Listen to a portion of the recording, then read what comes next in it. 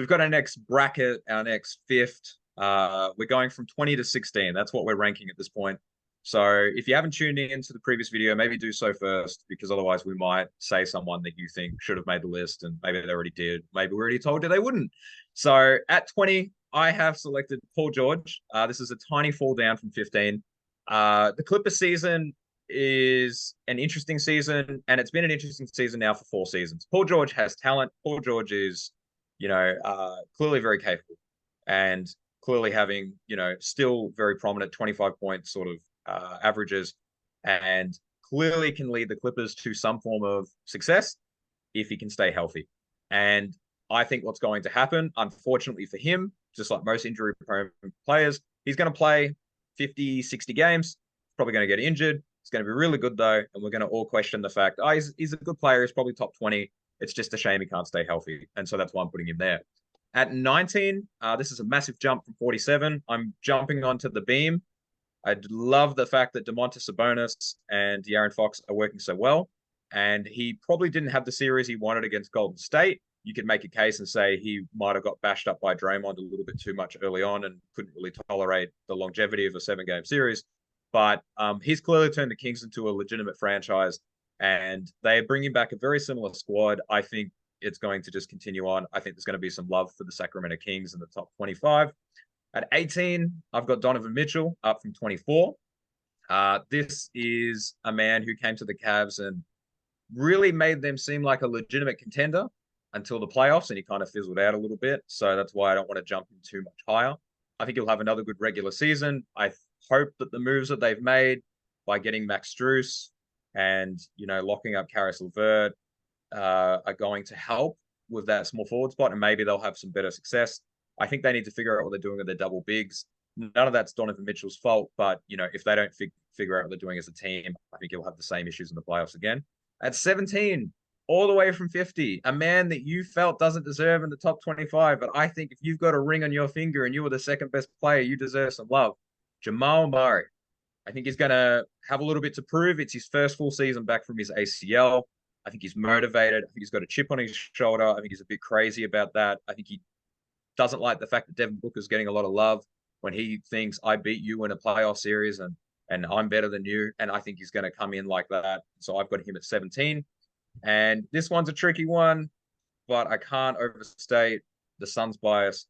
Kawhi Leonard at 16, coming down from 12, so a little bit of a drop. He played 2 games against the Sun, and he absolutely terrified us. He went toe-to-toe with, a very strong offensive lineup, and they could not stop him. He is unstoppable. He is clearly worth trading for. He is clearly worth signing, but we already know that the talent is like prime MJ level, and the durability is like prime Greg Oden.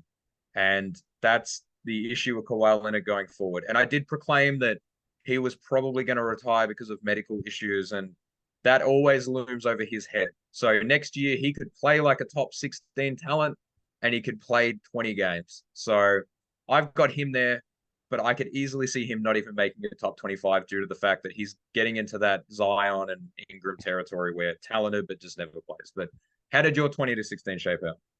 I think we're going to really get some hearty conversation going on within this next group here, and yeah, look, let me give you my list first. At number 20, I got the sharpshooter. He came out of college, high draft pick, big trade on draft night.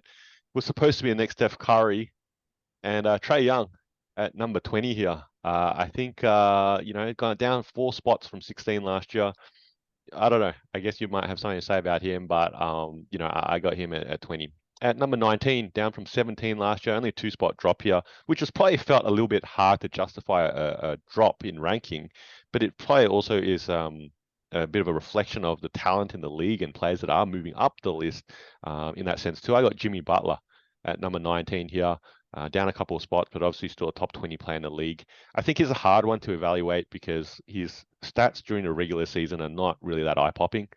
He's obviously the heart and soul of the Miami Heat in that sense, and it depends whether they pull off this mega trade for Lillard or not, that how it might look moving forward for the next season in that sense.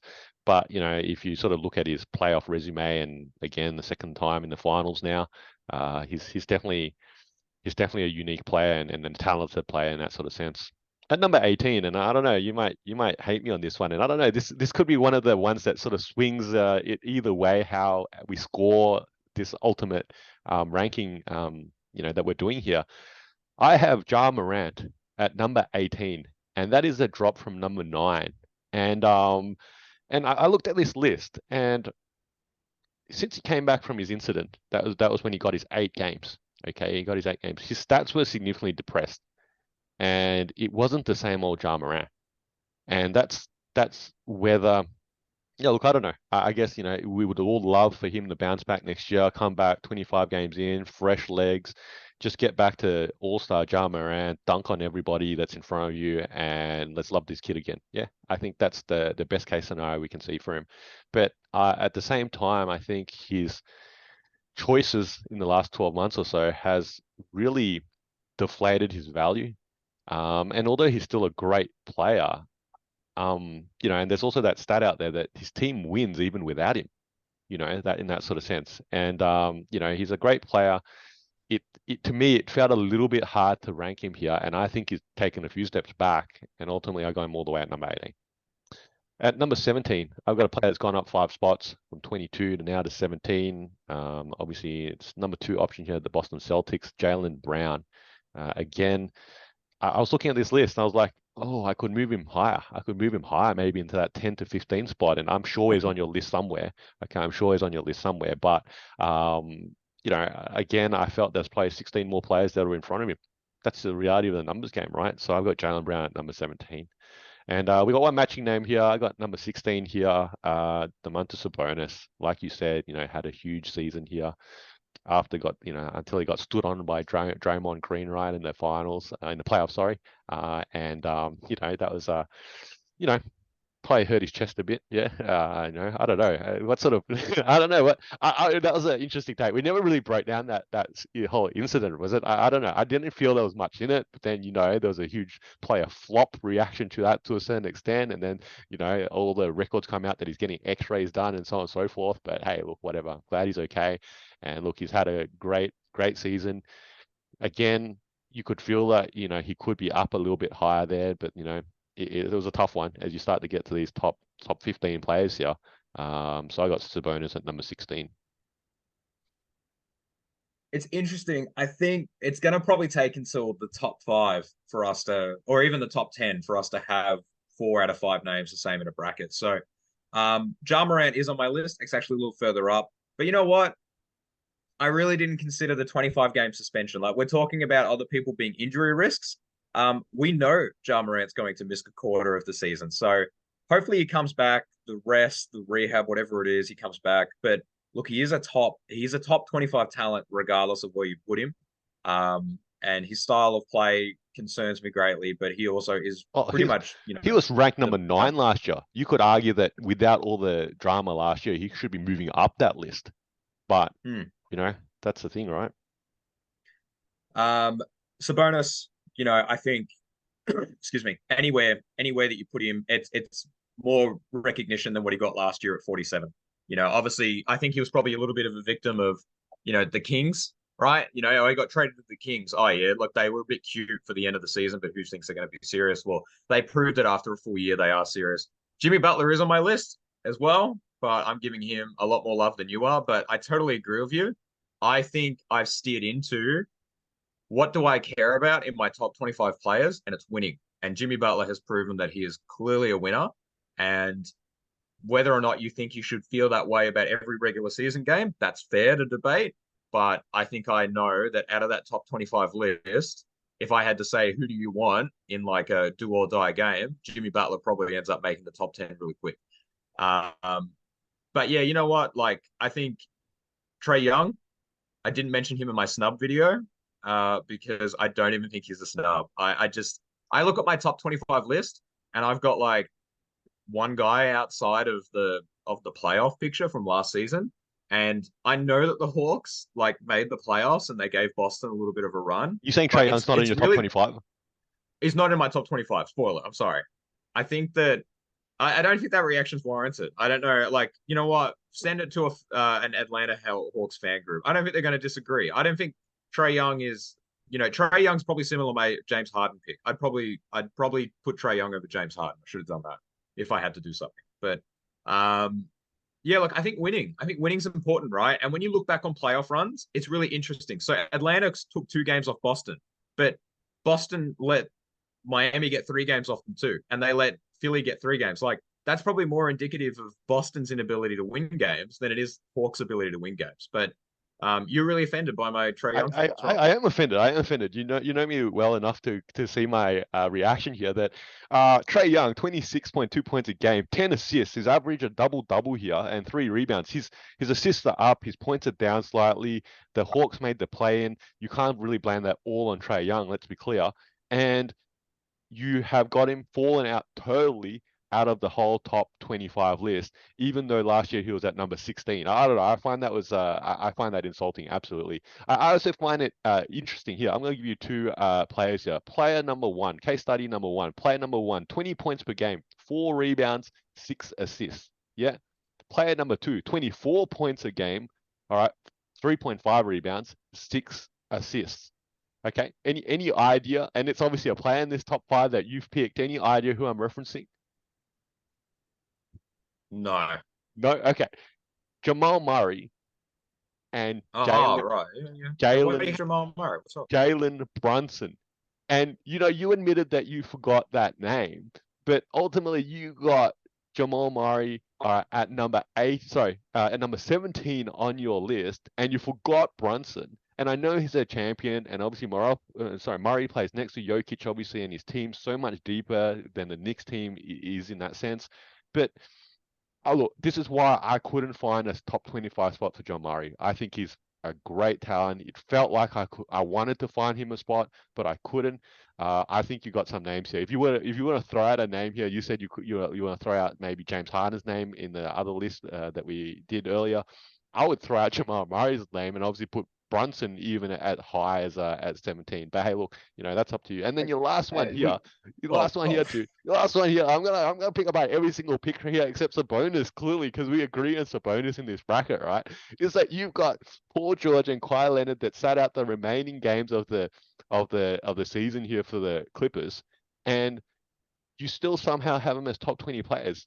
I find that crazy, but somehow you dropped the assist leader, all right, from 11 to 25, but you kept these 2 guys that can't even get on the floor in the top 20. I don't know. Help me out, dude. okay, so James Harden lives up to the reputation that he fades in big games. Paul George might live up to that reputation, but Kawhi Leonard would have killed the Suns. If he played all of the games and Paul Well, George was healthy, let's be I clear would here. assume Okay, that Clippers would James have done. Harden lives up to a reputation that he fades in big games. All right, Paul George and Kawhi Leonard live up to a reputation that they're sitting in street clothes in big games. Look, Trae Young, bit of a killer. As I said, I could put him in the James Harden spot. I hate the James Harden pick the longer that we talk. Okay. I've got 2 players over him. But Jalen Brunson over Jamal Murray. This is the easiest way to frame this conversation. Let's trade the 2 players like for like and play the playoffs again. Jamal Murray gets swapped with Jalen Brunson. Jalen Brunson is a killer, Yep. fantastic player. Yep. I don't know anymore if the Nuggets are champions. And if they are champions, did they win it as quickly as they did? Because Jalen Brunson is a different matchup when it comes to defense. Jamal Murray played some fantastic defense. Jalen Brunson playing defense on Devin Booker, right? Even Austin Reeves, he's getting cooked. He's getting cooked. He's getting hunted. He's getting cooked. I That Jamal Murray pick and roll, you are underrating that Jamal Murray you're pick and you're roll. I giving know you Jokic you're really giving elevates him. you're giving Jamal Murray a lot of credit for. I got their stats up obviously for 8 centimeters. Okay, literally you're saying the size difference, which is true. Jamal Murray is a bigger guard, 8 centimeters taller than Jalen Brunson here. I guess we're not gonna we ignore the fact here that we're talking about all the chemistry formed over all the years. Jamal Murray and Jokic and the rest of his teammates. He's been there his whole career and so on and so forth in that sort of sense. But from a talent perspective, if you were to replace Jamal Murray, put in a Jalen Brunson into the same Nuggets team, would they have won the ring? I think could make a really easy argument that they would, because Jamal Murray is number Okay. 2 option. I don't know. That's the point. Jokic is the Okay. key centerpiece, and then they've got all the surrounding pieces around him. You need a point guard that can set up the big, these other players, just knock down the threes, make those plays. And short of the 8 centimeters that maybe you can't put him on one of those other guards that are a bit taller, you'd have to hide him on someone else perhaps. I agree with that fact, but would that have lost them the championship? Yeah, I don't know. I don't think so. I think you're really underrating that pick and roll combo. I know that Jokic is clearly an incredible talent and it impacts them greatly, but I think Jamal Murray deserves some recognition for that. It's fine. I don't know why I've suddenly become a Jamal Murray fan. I feel like sometimes when you disagree with me or argue with me, I have to dig my heels in. I think that that's the wrong way of looking at it. But you know what? My list is based off the fact, did you go deep in the playoffs? And if you didn't go deep in the playoffs, could I see you going deep in the playoffs next season? And I Yeah. feel confident with at least my top 10 that that's true. Then my next 10 are like the tweener guys, like, hey, you took a leap last year, or you were on the court for half the year last year. And then the last five, which is the previous video, those are the guys that probably haven't yet to prove it, but clearly still have the talent. Now, So, Trae Young's proved it in the playoffs. I agree with you. I'll concede right now. I should have put Trae Young at 25, but then I should have put Jalen Brunson at 25. But so, I've only got so many people. Someone's got to get snubbed. so Okay? based This upon is your what the comment based section for. based upon your logic here, Doncic did not make your top 25, and I'm gonna clearly win this scoring system. Yeah, yeah, that's it. All right, Okay. I'm gonna hit that. I'm not perfect. This is two guys with spare time. I'm Faz, this is Nick. You're probably a basketball fan like us, so hopefully you can throw us an assist and giving our video a like and subscribing to our channel. And if you got thoughts, feelings, or even some suggestions, please put them down in the comment section below. And thank you for using your spare time to watch us in our spare time.